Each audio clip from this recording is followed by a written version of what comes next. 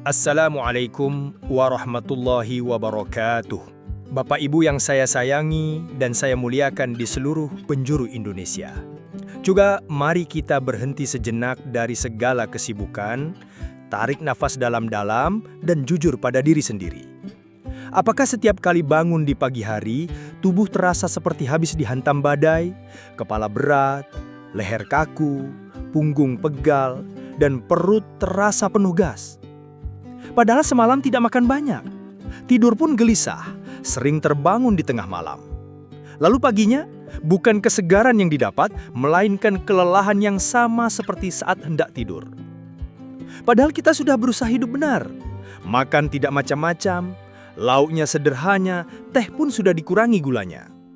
Tapi ada satu hal yang tidak pernah kita curigai. Satu hal yang selalu ada di piring kita 3 kali sehari. Satu hal yang kita anggap sebagai sumber kekuatan dan kehidupan itu sendiri. Nasi putih. Iya, nasi putih yang pulen, yang hangat, yang kita anggap sebagai sahabat setia. Tapi izinkan saya dengan segala kerendahan hati dan rasa sayang saya kepada Bapak dan Ibu untuk membisikkan sebuah kebenaran yang mungkin akan mengguncang keyakinan kita selama puluhan tahun. Bagaimana jika saya katakan bahwa nasi putih yang kita puja-puja itu bagi tubuh kita yang sudah memasuki usia di atas 60 tahun, pelan-pelan telah berubah menjadi musuh dalam selimut, sebuah racun senyap nomor 1 yang diam-diam menggerogoti kesehatan kita dari dalam. Perkenalkan, nama saya Dr. Slamet Wibowo. Selama lebih dari 30 tahun, Allah memberikan saya kesempatan untuk mendampingi dan merawat para orang tua, para lansia hebat dari desa-desa di lereng Gunung Merapi hingga ke pesisir sibuk di Makassar. Dari ribuan pertemuan, dari ribuan keluhan yang saya dengar, saya menemukan sebuah pola mengerikan yang berulang terus-menerus.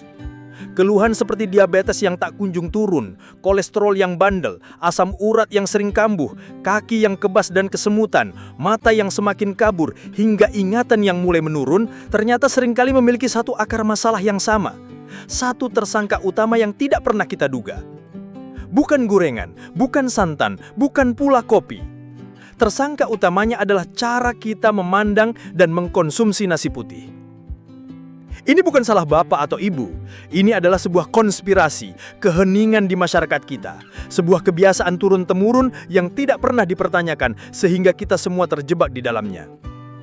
Kita diajarkan bahwa kalau belum makan nasi artinya belum makan. Dan keyakinan inilah yang tanpa sadar telah membuka pintu bagi berbagai penyakit degeneratif untuk masuk dan merusak tubuh kita di usia senja.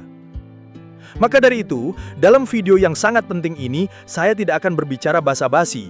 Saya akan membongkar tuntas 7 jebakan maut dari nasi putih yang wajib diketahui oleh setiap orang yang berusia di atas 60 tahun.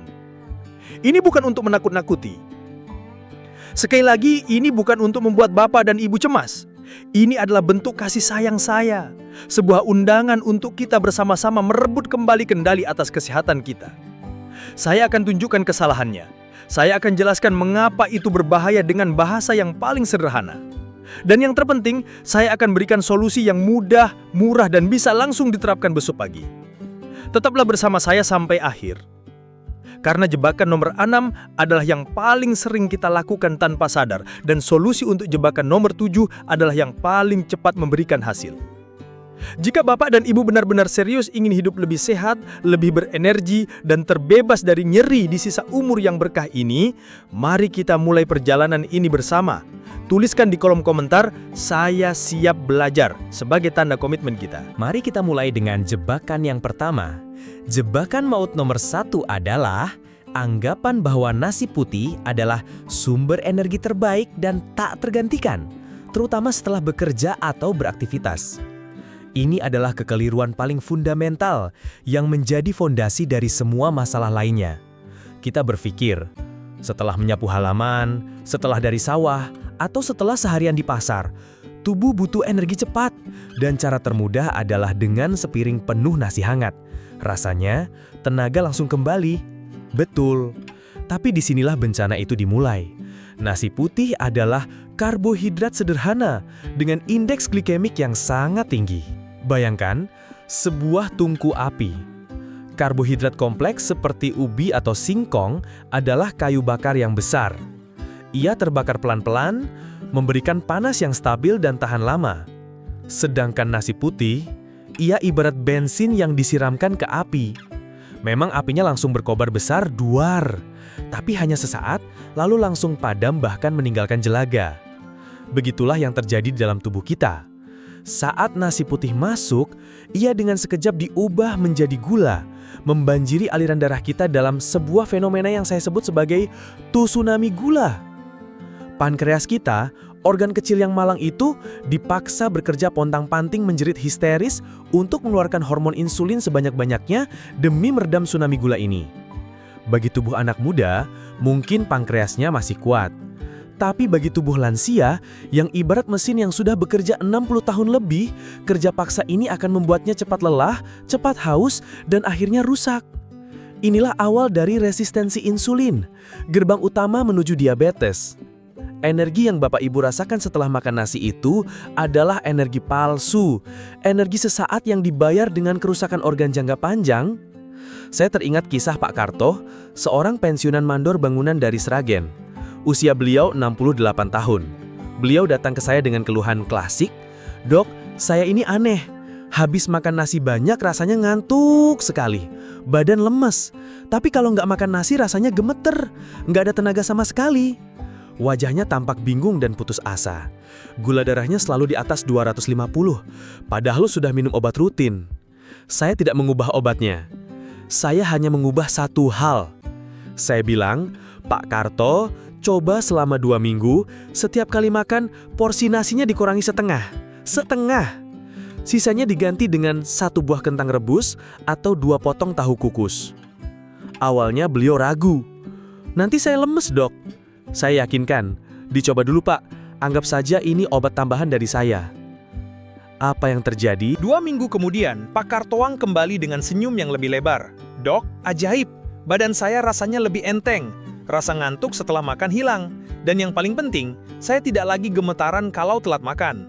Gula darah saya pagi ini 180, Dok. Pertama kalinya di bawah 200 dalam 3 tahun terakhir." Lihat, Bapak Ibu. Solusinya bukan menghilangkan nasi sama sekali, tapi memahami bahwa ia bukan satu-satunya sumber energi. Energi yang stabil dan tahan lama justru datang dari sumber lain yang lebih ramah bagi tubuh kita. Jadi mulai sekarang, ubahlah pola pikir. Anggap nasi sebagai pelengkap, bukan makanan utama. Sumber energi utama kita di usia senja seharusnya berasal dari protein seperti tahu, tempe, telur, dan ikan, serta karbohidrat kompleks seperti umbi-umbian dan sayuran. Jebakan maut nomor 2 ini sangat berbahaya dan sering sekali saya temui di pedesaan maupun perkotaan, yaitu kebiasaan makan nasi putih dengan lauk yang juga tinggi karbohidrat. Coba kita jujur, seberapa sering kita makan nasi dengan mie instan? Atau nasi dengan perkedel, kentang, atau nasi dengan bakwan yang penuh tepung? Kita menganggap itu adalah lauk, padahal sejatinya itu adalah nasi. Makan nasi ini adalah resep bencana yang sempurna untuk tubuh seorang lansia. Bayangkan kembali, tsunami gula yang tadi saya ceritakan. Jika makan nasi putih saja sudah seperti satu gelombang tsunami, maka makan nasi ditambah mie instan atau perkedel adalah seperti 3 gelombang tsunami yang datang bersamaan dari arah yang berbeda. Tubuh kita benar-benar dihantam habis-habisan. Pankreas tidak lagi hanya menjerit, tapi mungkin sudah pingsan. Gula di dalam darah melonjak ke tingkat yang sangat berbahaya, membuat darah kita menjadi kental dan lengket seperti sirup. Darah yang kental ini akan mengalir dengan susah payah ke seluruh tubuh. Pembuluh darah kita yang halus yang menuju ke mata, ke ginjal, ke ujung-ujung jari kaki, akan menjadi yang pertama kali mampet dan rusak. Inilah mengapa penderita diabetes sering mengalami masalah penglihatan yang semakin kabur, fungsi ginjal yang menurun, hingga harus cuci darah, dan kaki yang terasa kebas, atau bahkan luka yang tak kunjung sembuh. Semua itu berawal dari piring makan kita, dari kombinasi maut antara nasi, mie, dan tepung. Saya punya cerita yang sangat menyentuh dari Ibu Lastri, seorang penjual jamu gendong dari Wonogiri. Usianya 64 tahun. Beliau datang dengan keluhan kedua telapak kakinya terasa tebal dan sering kesemutan seperti digigit ribuan semut. Tidarnya tidak pernah nyenyak.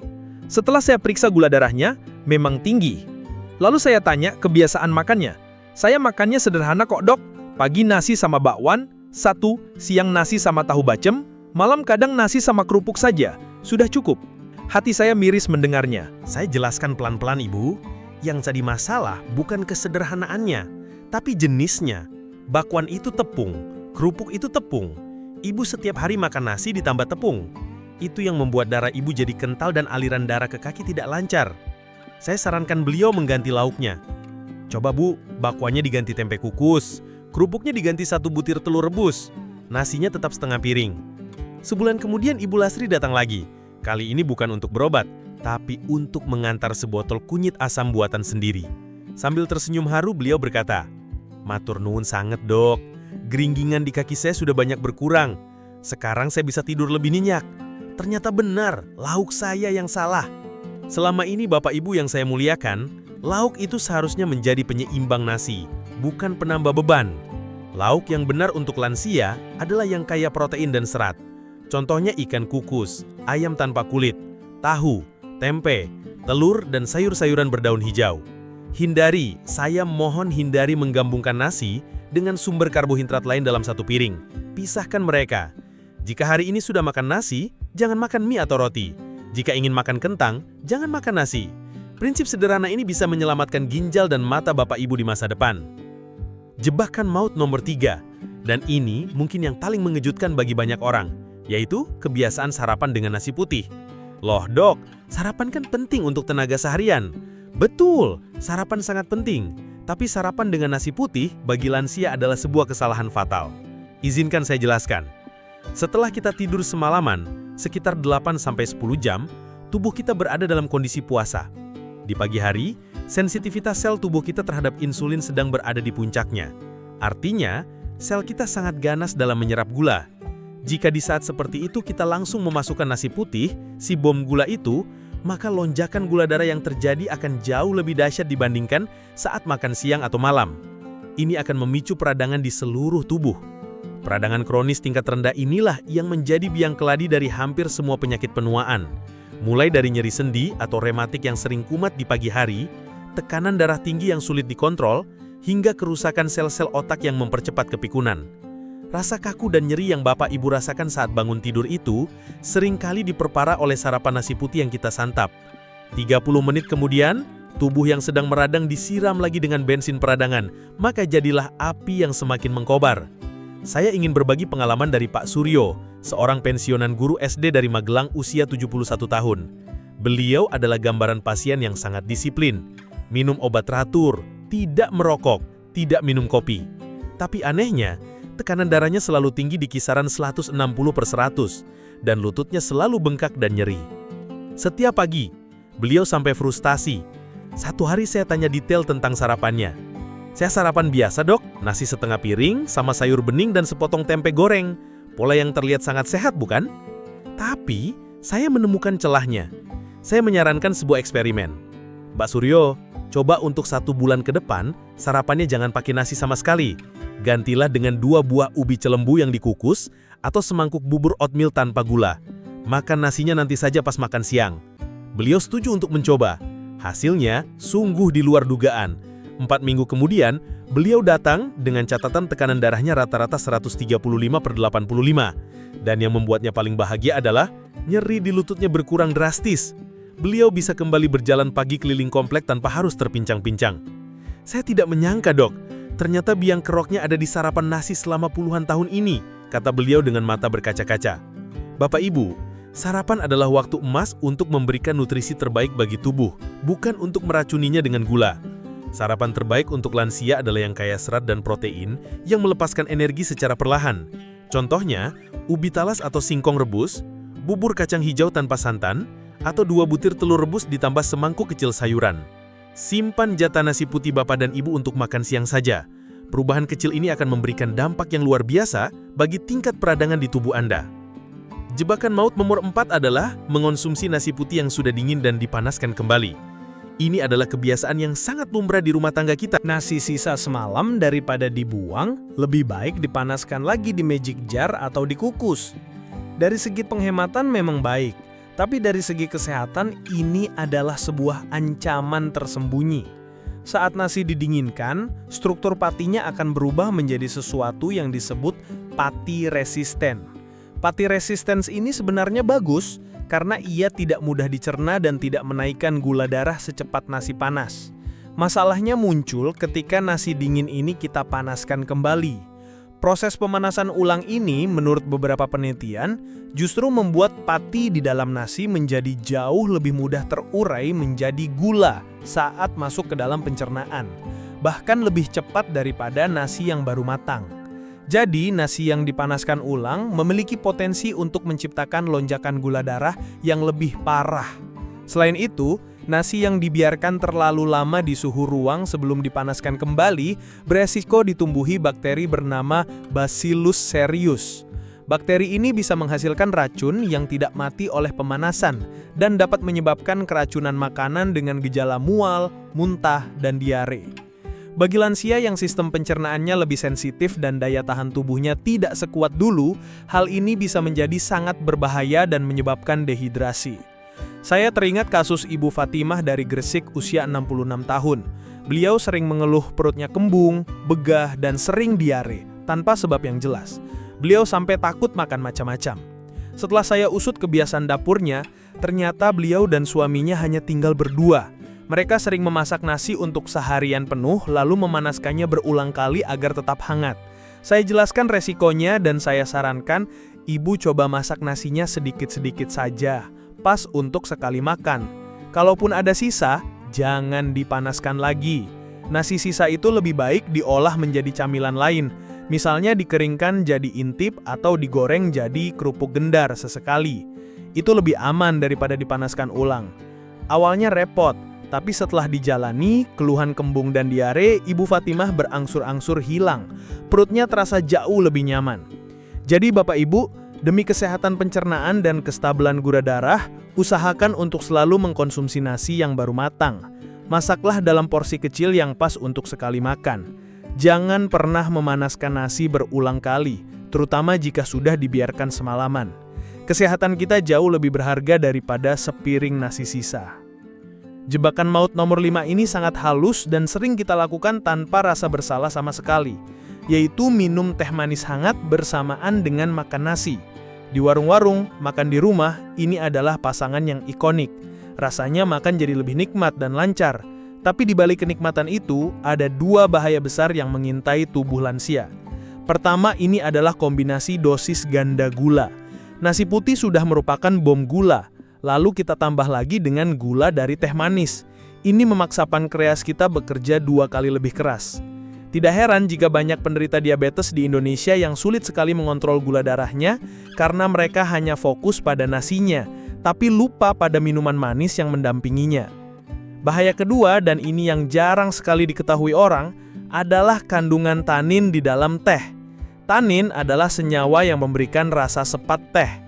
Senyawa ini memiliki kemampuan untuk mengikat zat besi yang ada di dalam makanan yang kita konsumsi, terutama zat besi dari sumber nabati seperti bayam, kangkung, atau tahu tempe. Akibatnya, zat besi dari lauk pauk yang seharusnya diserap oleh tubuh justru gagal diserap dan ikut terbuang. Bagi lansia, ini sangat berbahaya. Kekurangan zat besi dapat menyebabkan anemia dengan gejala 5L, lemah, letih, lesu, lelah, lalai. Badan terasa tidak bertenaga, sering pusing atau berkunang-kunang saat berdiri, wajah pucat, dan tidak bersemangat. Banyak lansia mengira ini adalah gejala penuaan biasa, padahal mungkin ini adalah gejala anemia akibat kebiasaan minum teh saat makan selama bertahun-tahun. Pak Hermawan, 72 tahun, seorang pensiunan pos dari Bandung, mengeluhkan hal ini. Badan saya rasanya tidak ada tenaganya, dok, padahal makan saya banyak. Setelah diperiksa, kadar hemoglobinnya memang rendah. Saya lihat kebiasaannya, setiap makan beliau selalu ditemani segelas besar teh manis kental. Saya sarankan, Pak, coba teh manisnya dihentikan dulu saat makan. Minumnya air putih saja. Kalau mau minum teh, beri jeda setidaknya 1 atau 2 jam setelah makan. Hanya sebulan menerapkan kebiasaan baru ini, Pak Hermawan merasa ada perubahan besar. Rasanya badan lebih bertenaga, dok. Sudah jarang pusing kalau habis jongkok terus berdiri. Bapak Ibu, minuman terbaik untuk mendampingi makan adalah air putih. Air putih membantu proses pencernaan tanpa mengganggu penyerapan nutrisi. Jika Bapak dan Ibu sangat menyukai teh, nikmatilah di waktu lain, misalnya di sore hari sebagai teman camilan, dan usahakan tanpa gula atau dengan sedikit sekali gula. Jangan jadikan teh manis sebagai pendamping wajib saat makan nasi. Pisahkan mereka demi menjaga kadar gula darah dan zat besi Anda. Jebakan maut nomor 6 adalah menjadikan nasi sebagai satu-satunya solusi untuk mengatasi lapar di malam hari. Banyak lansia yang terbangun di tengah malam karena perut keroncongan. Lalu solusi paling praktis adalah pergi ke dapur, membuka magic jar, dan mengambil beberapa sendok nasi hangat agar bisa tidur lagi. Kebiasaan ini sangat merusak. Makan karbohidrat sederhana seperti nasi putih di tengah malam, saat metabolisme tubuh kita sedang berada di titik paling lambat, adalah cara paling efisien untuk menimbun lemak, terutama lemak di bagian perut. Gula dari nasi yang tidak terpakai sebagai energi akan langsung diubah dan disimpan menjadi lemak perut atau lemak visceral. Lemak inilah yang paling berbahaya, karena ia membungkus organ-organ dalam kita dan melepaskan zat-zat pemicu peradangan yang bisa merusak jantung dan pembuluh darah. Selain itu, makan nasi di malam hari juga akan mengganggu kualitas tidur itu sendiri. Lonjakan gula darah akan membuat tubuh gelisah dan bisa memicu hormon stres.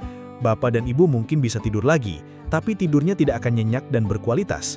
Paginya akan bangun dengan perasaan yang sama lelahnya. Saya punya kisah dari Ibu Rina, 65 tahun, seorang ibu rumah tangga di Surabaya.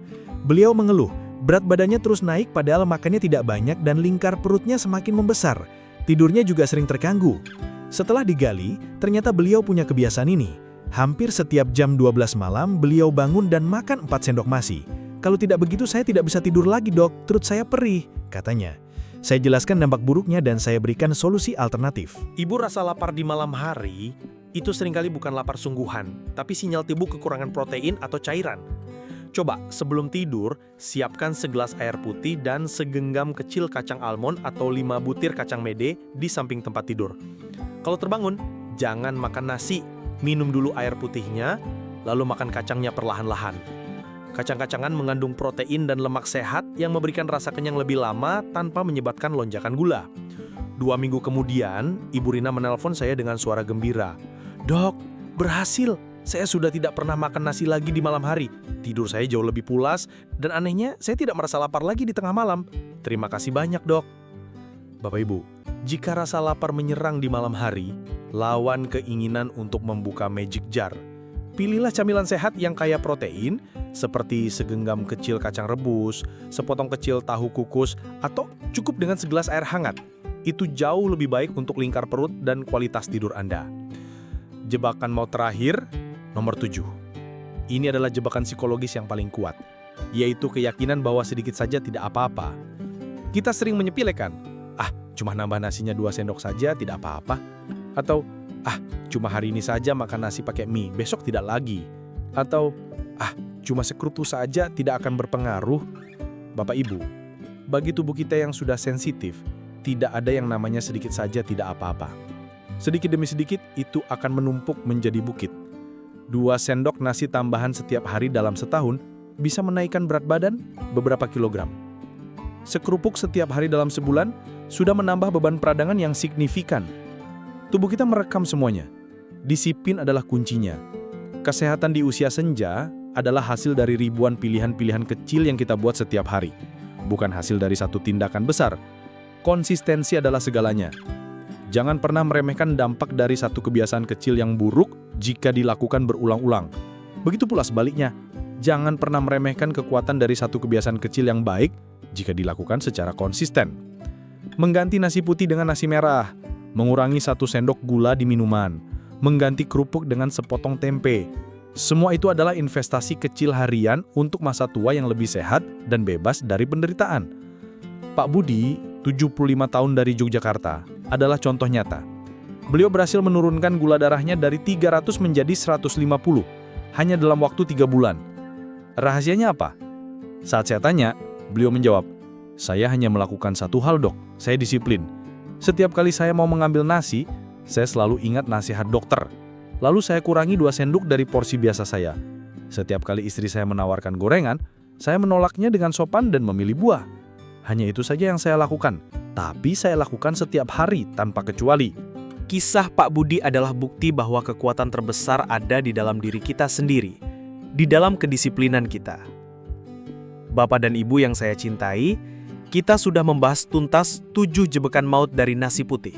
Dari mulai menganggapnya sebagai energi utama, menggabungkannya dengan karbohidrat lain, menjadikannya menu sarapan, memanaskannya berulang kali, meminumnya dengan teh manis, menjadikannya obat lapar di malam hari, hingga meremehkannya dengan berkata, "Sedikit saja, tidak apa-apa."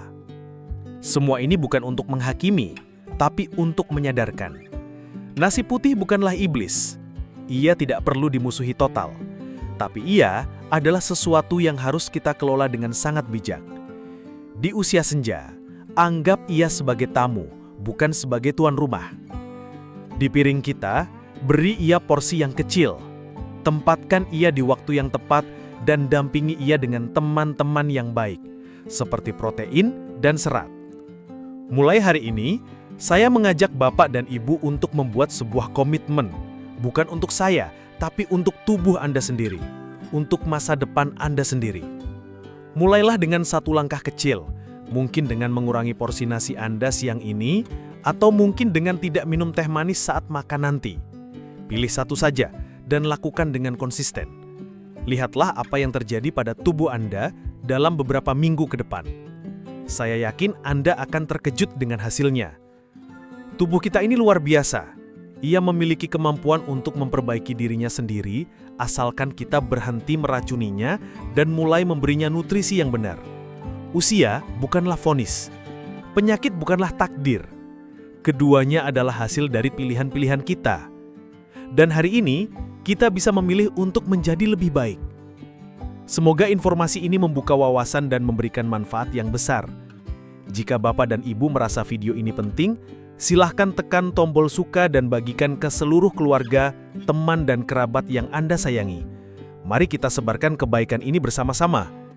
Jangan lupa untuk berlangganan channel ini agar tidak ketinggalan informasi penting seputar kesehatan lansia berikutnya. Terima kasih atas waktu dan perhatian Bapak dan Ibu semua. Semoga Allah senantiasa menganugerahkan kita semua kesehatan, kekuatan, dan sisa umur yang penuh berkah. Sampai jumpa di video selanjutnya. Wassalamualaikum warahmatullahi wabarakatuh.